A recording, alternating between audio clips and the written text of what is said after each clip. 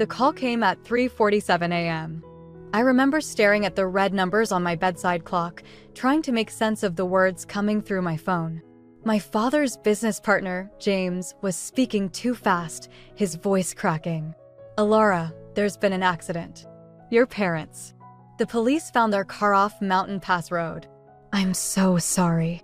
My name is Alara, and that call marked the moment my carefully constructed world began to crumble. I sat there in the dark, clutching my phone long after James had hung up. The house was quiet except for Griffin's steady breathing beside me. My husband hadn't stirred during the call, and I couldn't bring myself to wake him yet. I needed these few moments alone to process what I'd heard. The police said it was a tragic accident, brake failure on a dangerous road. But my father had always been meticulous about car maintenance. Always. I slipped out of bed and went to the kitchen, my bare feet silent against the cold tiles. The familiar space felt foreign in the pre-dawn darkness. As I reached for a glass of water, my hand trembled so badly I nearly dropped it. "Mom?" Rowan's voice startled me. My 18-year-old son stood in the doorway, looking younger than usual in his oversized t-shirt. "What's wrong?" I turned away, buying time by filling my glass. "Your grandparents." The words stuck in my throat. "There's been an accident." "What kind of accident?" His voice sharpened with worry. Before I could answer, Griffin appeared behind him. My husband's normally perfect hair was tousled from sleep, but his eyes were alert. Too alert for someone who'd just woken up. "What's going on?" Griffin asked, though something in his tone made me wonder if he already knew. I told them about the call. As I spoke, Griffin's expression shifted from concern to something else, something calculating. He placed a hand on my shoulder, but his next words made my skin crawl. "We should call the lawyer first thing in the morning. Make sure everything's in order with the estate." Rowan shot his father a disgusted look. "Really, Dad? That's your first thought?" "It's practical," Griffin defended himself. "Your mother's not thinking clearly right now. Someone needs to handle the business side of things." I shrugged off his hand. "My parents are dead, Griffin. They're dead, and you're talking about their money." "I'm trying to help," he insisted, but there was an edge to his voice I'd never noticed before. Or maybe I just never wanted to notice it. The rest of that night passed in a blur. I made calls to my sister overseas, to family friends, to the funeral home. Griffin hovered nearby, always listening, always offering to handle things. Each time he spoke about practical matters, something cold settled deeper in my stomach. Around dawn, I found myself alone in my father's study, surrounded by photos of happier times. One caught my eye, my parents at their 40th anniversary party last month. Dad was laughing at something Mom had said, his hand protectively on her back. They looked so alive, so vital. My phone buzzed with a text from James. "Need to talk to you alone. Important. Your father left me something to give you." Before I could respond, Griffin appeared in the doorway. "The lawyer can see us at 9, he announced. "I've already called the insurance company too. Everything will be taken care of." I looked up at my husband of 20 years, really looked at him, and for the first time, I felt like I was seeing a stranger. His smile didn't reach his eyes, and those eyes were fixed on the framed photos of my family's estate. "Thank you," I said quietly, but in my mind, I was already making plans to meet James alone. Something wasn't right here, and I needed to find out what my father had wanted me to know. As Griffin left the study, I heard him on the phone, speaking too softly to make out the words. But one thing was becoming clear: the accident that killed my parents might not have been an accident at all. 2 weeks after my parents' funeral, I found myself staring at a wedding invitation. Not just any wedding invitation, my son's. The cream-colored paper trembled in my hands as I read the date. Next weekend. Rowan was getting married next weekend, and he hadn't even told me in person. I found him in the garage, working on his car. The same way my father used to work on his. The thought made my chest tight. "Were you planning to tell me?" I asked, holding up the invitation. Rowan slid out from under the car, grease smeared across his cheek. His eyes flickered to the paper, then away. "Dad said he'd handle it." Of course he did. Griffin had been handling everything lately. "Your father doesn't get to handle this, Rowan." You're my son. Why didn't you tell me yourself? He stood up, wiping his hands on a rag. Because I knew you'd try to talk me out of it. You're 18, Rowan. You've known Ivy for what, 3 months? 4, he corrected, as if that made it better. And I love her. The garage door opened and Griffin walked in, followed by a petite girl with long dark hair. Ivy. She smiled sweetly, but something about that smile made the hair on the back of my neck stand up. There you are. Griffin's voice was too cheerful. I was just showing Ivy the property plans. Did you know she has quite an eye for real estate? The property plans? I echoed. For my parents' estate? Griffin waved his hand dismissively. Just thinking ahead. Family planning, you know? We're not even through probate yet. My voice came out sharper than intended. Ivy stepped forward, linking her arm through Rowan's. I hope I'm not causing any trouble. We just want to start our life together, don't we, honey? Rowan nodded, but I caught a flicker of uncertainty in his eyes before he looked away. Why don't we all have dinner together? Griffin suggested. Talk things through like family? An hour later, we sat around our dining room table, the tension thick enough to cut with a knife. Griffin had ordered expensive takeout, using my parents' credit card, which he somehow had access to now. So, Ivy, I said, watching her push food around her plate. Tell me about your family. Oh, it's just me, she said quickly. My parents. They're not in the picture. That must be hard, I said, noting how she avoided eye contact. Where did you say you went to school? I didn't, she replied, then quickly added, I was homeschooled. Griffin cleared his throat. Ivy's had a difficult past, Alara. Let's not interrogate the poor girl. I'm not interrogating anyone. I'm trying to get to know my future daughter-in-law. Mom, Rowan warned. What about college plans? I pressed. You and Rowan. Actually, Griffin interrupted. I've been talking to Rowan about joining me in the family business. I set down my fork. What family business? You work in sales. Not anymore, Griffin smiled. I've been looking into taking over your father's company. The board seems quite receptive to the idea. The room started spinning. You what? It makes sense, he continued. Keep it in the family. Rowan can learn the ropes, eventually take over. Stop. I stood up, my chair scraping against the floor. Just stop. My father's body isn't even cold, and you're all ready. Mom. Rowan's voice cracked. Can you not make everything about them? I looked at my son, really looked at him. He seemed smaller somehow, caught between his father's ambition and my grief. But there was something else in his expression, a desperation I couldn't quite understand. Ivy placed her hand over his. Maybe we should go, she said softly. As they stood to leave, I caught a glimpse of her phone screen lighting up with a message. The name, Asher, flashed briefly before she tucked it away. After they left, Griffin approached me with that practiced, concerned expression. You're not thinking clearly, sweetheart. Let me handle things for a while. I stepped back from his reaching hand. You keep saying that, but I'm starting to wonder exactly what you're handling and why. His smile faltered for just a moment, but it was enough.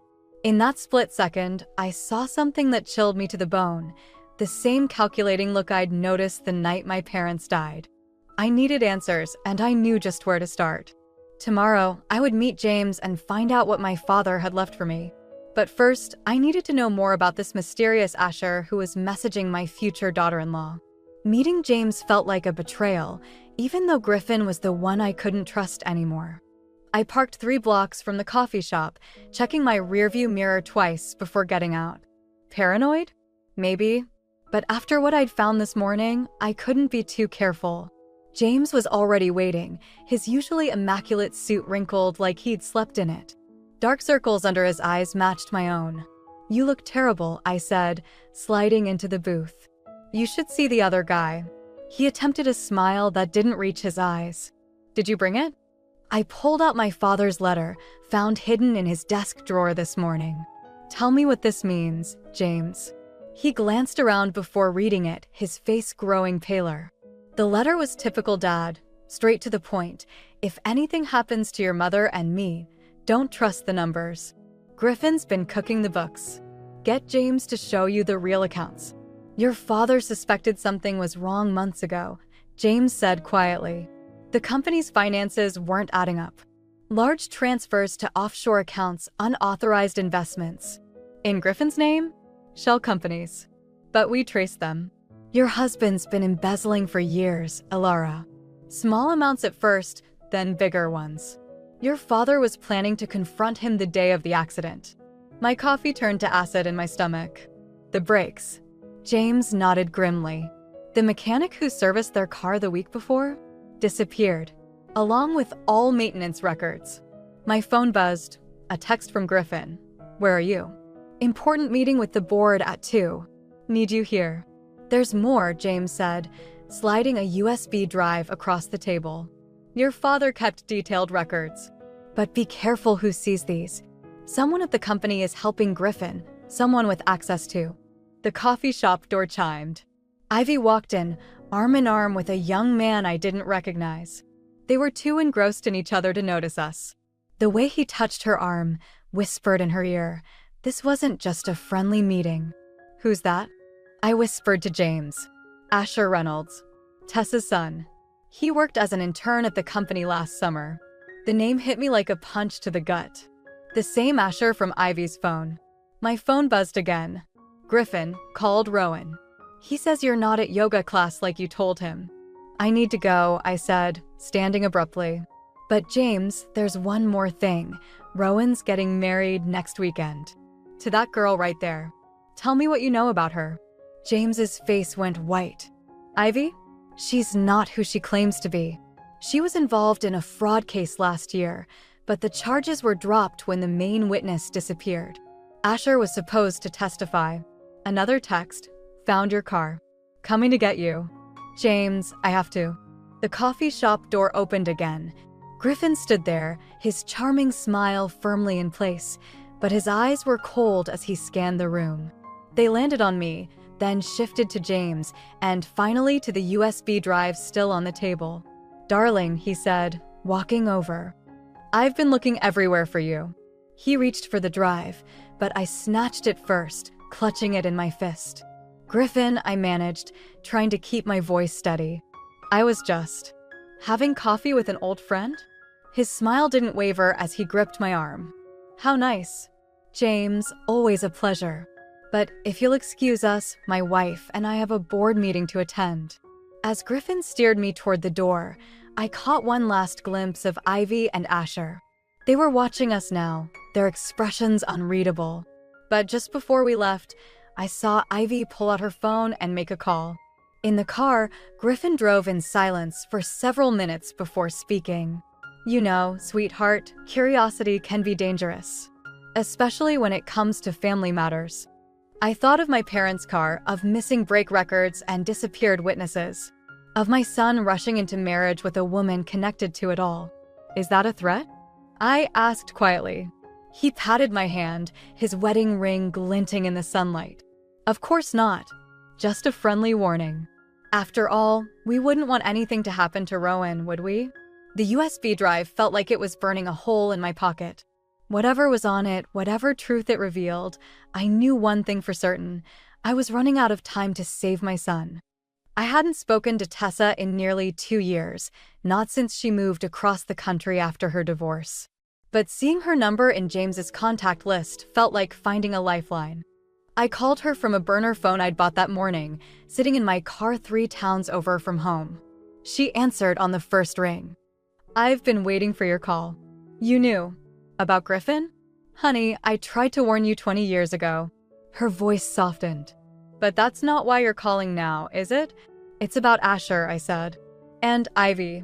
The silence on the other end stretched so long I thought we'd lost connection.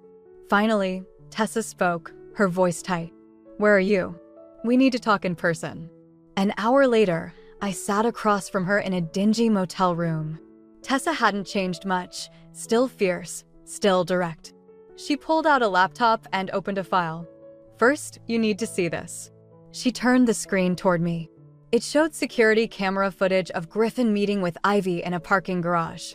The timestamp was from 6 months ago. They knew each other? My voice sounded distant to my own ears. Ivy worked for Griffin last year, under a different name. She was part of his scheme to embezzle from your father's company. When things got hot, she disappeared, along with nearly $2 million. My hands started shaking. And now she's marrying my son. It gets worse. Tessa pulled up another file. Asher was working at your father's company when he discovered the fraud. He was going to testify, but she swallowed hard. Someone threatened his life. My son had to go into hiding, but I just saw him with Ivy at the coffee shop because he's trying to get evidence against her and Griffin. They don't know he's my son. He changed his name, his appearance. He's been working undercover, trying to protect. She stopped abruptly as my phone buzzed. A text from an unknown number. Check your email. Now, I opened my email to find a video attachment. The thumbnail showed Rowan sitting in what looked like a warehouse. My heart stopped. Play it, Tessa said quietly. Rowan's face filled the screen. He looked terrified. Mom, if you're watching this, I'm okay. But you need to stop digging. Please, just let it go. Sign the company over to Dad like he wants, and everything will be fine. I'm sorry. I'm so sorry. The video ended. Another text came through. You have 24 hours. The paperwork is on your desk at home. They're using my son to force my hand. My voice cracked. I have to give them what they want. No, Tessa said firmly. That's exactly what they expect. But we have something they don't know about. She reached into her bag and pulled out a familiar-looking USB drive. James gave you a copy? Better. This is the original. What Griffin took from you was a decoy. She smiled grimly. James and I have been working together for months, gathering evidence. We just needed you to wake up and see the truth. My phone buzzed again. Griffin, coming home soon, darling? We need to discuss the company transfer. He's getting desperate, Tessa observed. Men like Griffin get sloppy when they're desperate. I thought of my parents' accident, of Rowan's fear in that video, of all the signs I'd ignored for years. What's our next move? First, you go home. Act normal. Let Griffin think he's won. Tessa's eyes hardened. Meanwhile, Asher will get Rowan out. We have people in place. And then? Then we spring the trap. But Alara, she gripped my hand. Are you ready for what comes next? Because once we start this, there's no going back. Griffin will lose everything. I thought of my father's letter, of James's warnings, of my son's frightened face. Griffin already took everything from me. Now it's my turn. As I drove home, I composed my face into the mask of submission Griffin would expect. Let him think he'd broken me. Let him believe he'd won. But for the first time since my parents died, I felt something other than grief or fear. I felt powerful.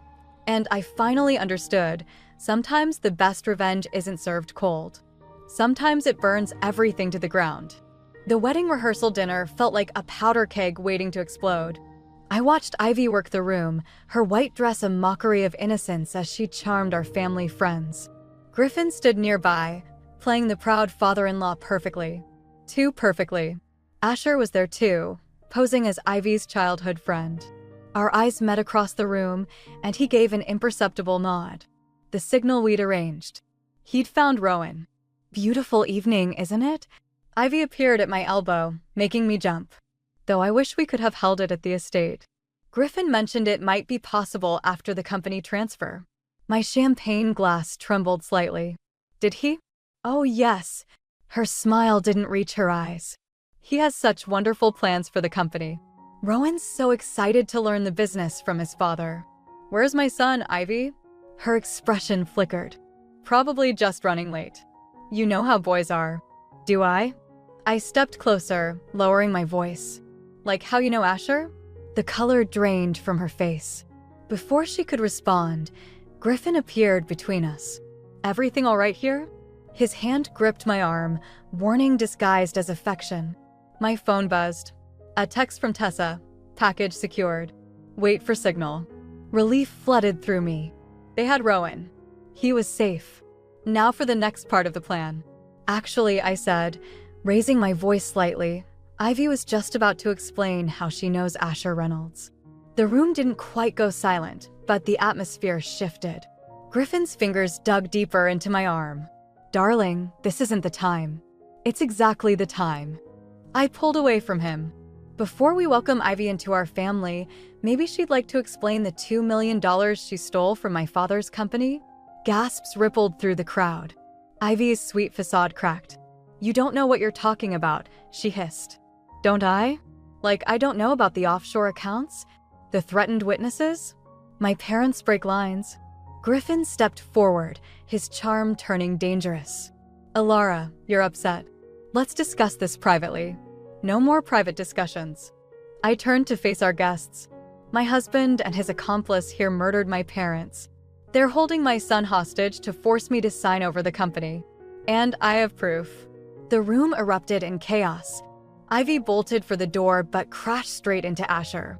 Two plainclothes officers emerged from the crowd, moving toward Griffin. But Griffin just laughed. Proof? You mean that USB drive? Check your purse, darling. My blood ran cold. I reached for my bag, but I already knew. The drive was gone. Amazing what a good pickpocket can do, Griffin smirked. And as for Rowan, he pulled out his phone, showing me a live video feed. Our son, still captive, with a timestamp from 2 minutes ago. That's impossible, I whispered. Tessa said. Tessa? Griffin's smile widened. You mean your old friend who's been working for me all along? The one who gave me every detail of your little plan.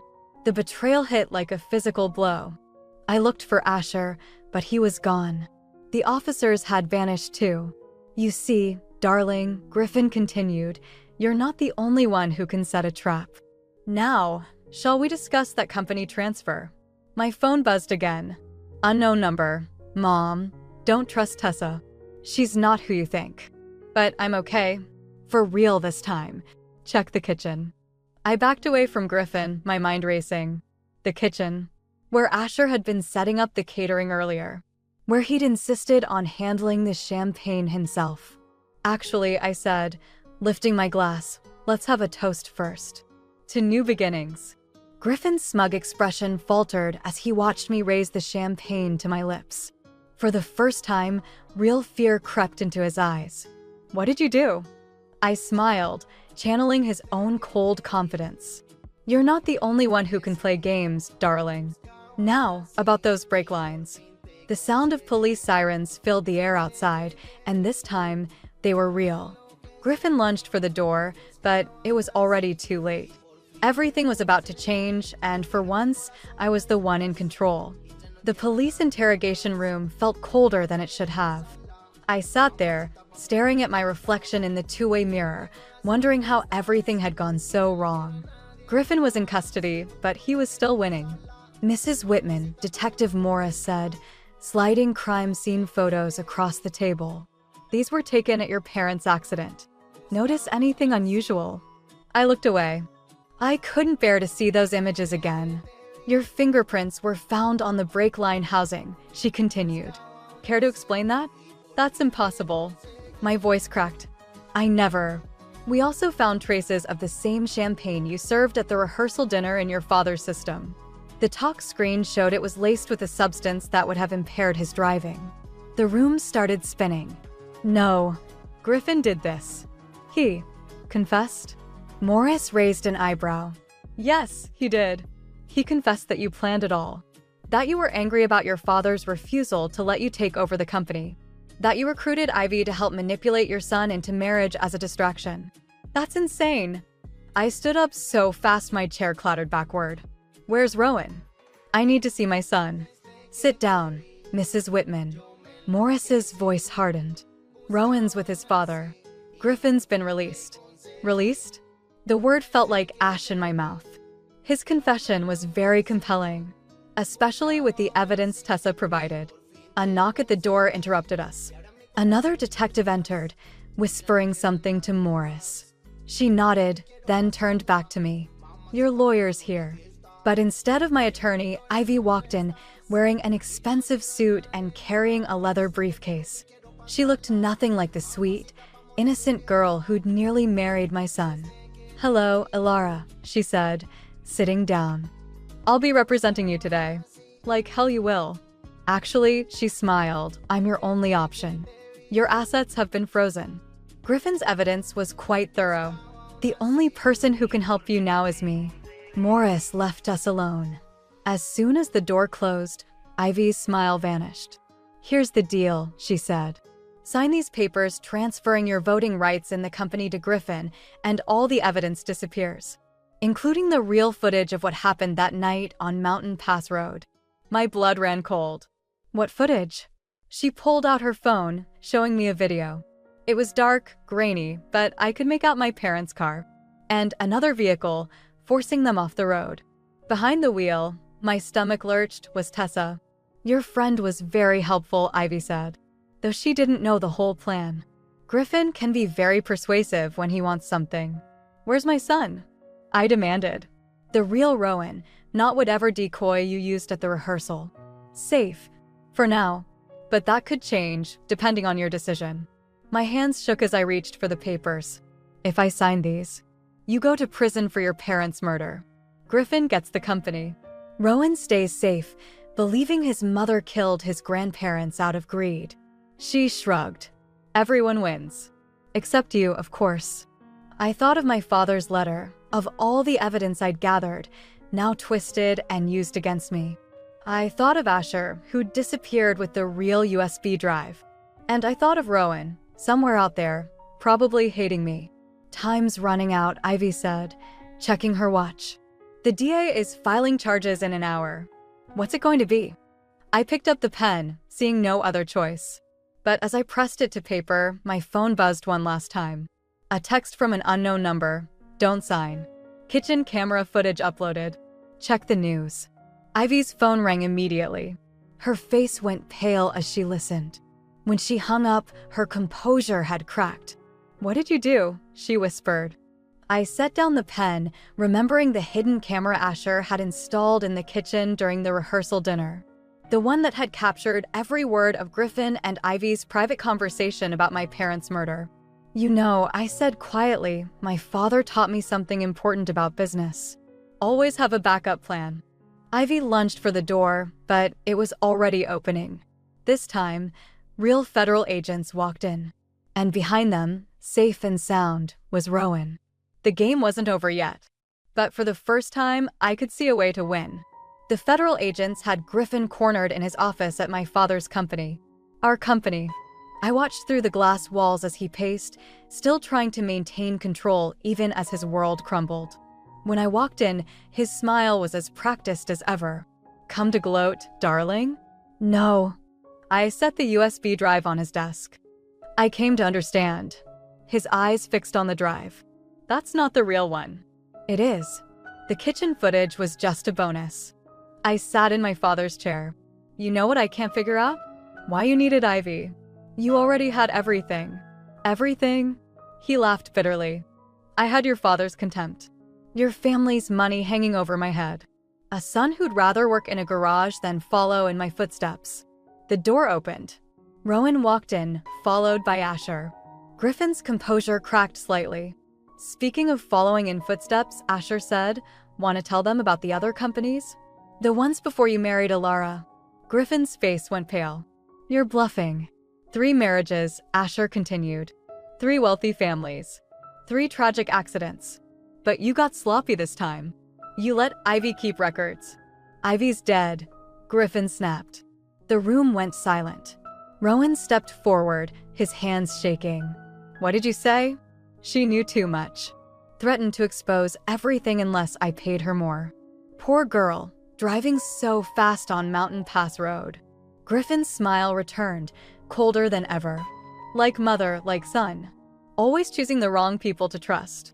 Rowan lunged forward, but Asher caught him. I stayed seated, watching my husband's facade finally crack. "You know what your father told me the night he died?" Griffin's voice shook. That he was changing his will. Leaving everything to Rowan directly. Cutting us both out. I couldn't let that happen. I deserved. "You deserved what?" I stood slowly. "To kill my parents? To traumatize our son? To murder an innocent girl because she wanted a bigger cut? Innocent?" He scoffed. "She was working with Asher the whole time. They thought they could outplay me. But I'm always 3 steps ahead." 2 steps, Asher corrected. "Ivy's not dead." The office door opened again. Ivy walked in, very much alive, flanked by federal agents. But she wasn't wearing her usual sweet smile. She looked terrified. "Tell them," Asher urged her. "Tell them what really happened that night." Ivy's voice trembled.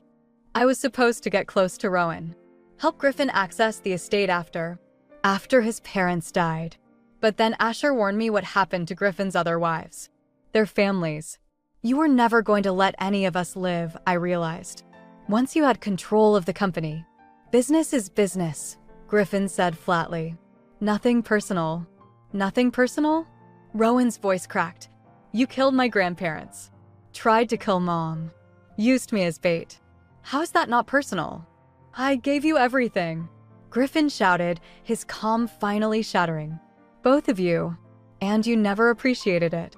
Never saw what I could be if you just got out of my way." He reached into his desk drawer. The agents drew their weapons, but I held up my hand. "The gun's not there, Griffin. I removed it this morning, along with the evidence you thought you had against me." I stepped closer. "You want to know your biggest mistake? Thinking you had to become someone else to be worthy. My father would have given you everything if you'd just been honest." "Liar," he whispered, but his hands were shaking. "Check your email," Asher said. "The last message your father-in-law sent before he died. The one you never saw because Ivy intercepted it." Griffin's computer dinged. As he read the message, all color drained from his face. "A partnership," he said quietly. "He was offering me a real place in the family," I finished. "But you couldn't see it. You were too busy planning our deaths." The agents moved in, reading Griffin his rights. As they led him away, he looked back one last time. "I really did love you," he said. "Both of you." "I know," I replied. "That's what makes this tragedy, not just crime." After he was gone, Rowan and I stood in the empty office, surrounded by the wreckage of our family's legacy. But as I looked at my son, I saw something I hadn't noticed before: strength. Not Griffin's false confidence, but something real. Something like hope. 6 months after Griffin's arrest, I stood in my father's office, my office now, watching the sun rise over the city. The trial had ended yesterday. 25 years, no possibility of parole. Justice, they called it. But justice felt hollow when you had to rebuild a life from ashes. A knock at the door pulled me from my thoughts. Rowan entered, carrying 2 coffee cups.